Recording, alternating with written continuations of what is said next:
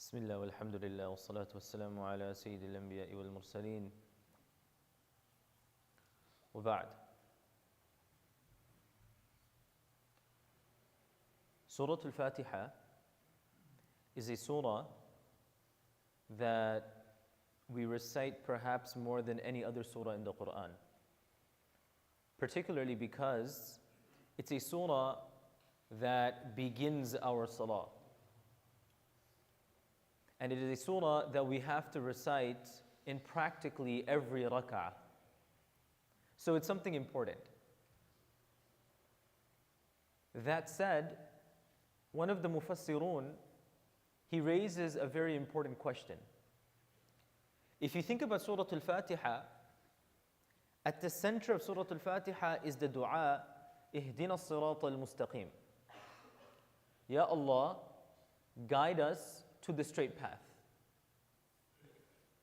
And the question is this: someone is sleeping in their bed, they're exhausted, they're tired, they have work in the morning, they have responsibilities and duties because of which they went to sleep late, they're running short on sleep, but despite all of that, they wake up, they're tired but they still make wudu, they're busy, but they still get into the car and they come to the masjid. They're busy, but they make it a point to come to the jama'ah, begin the prayer. By all measurable accounts, this person fits the definition of someone who has hidayah. By all apparent accounts, this person fits the definition of someone who has hidayah because he left his sleep, he put water on himself, he avoided his sleep, came all the way to the masjid, joined the congregation, put everything aside for Allah. But this person, we will say, has all the accounts of hidayah. Then why is it that in the beginning of his salah, the first thing that he says is, Ihdina as-sirata al-mustaqim, Ya Allah, guide me to the straight path. Why does he need guidance to the straight path if he's already on the straight path? Isn't he coming to the masjid? Isn't he praying salah? Isn't he reciting Surah Al-Fatiha? And the answer to this is twofold. Number one, when we make dua to Allah that guide us to the straight path, we're not only making dua to start the straight path, we're making dua to be kept on the straight path. There's a difference. If I need to get to somewhere and I take the toll road, the highway, and I take the exit and I'm on the highway and I said, okay, in 20 minutes this is going to take me to Fort Worth. But before I get to Fort Worth, I take another exit and I park on the side and say, what happened? The GPS is saying go on this highway and I'm going to get to Fort Worth, but I went on the highway, I took an exit and it didn't take me. Well, obviously it's not going to take you because you left the exit early. You have to get to the end of the journey. When the GPS says take an exit, that's when you take an exit.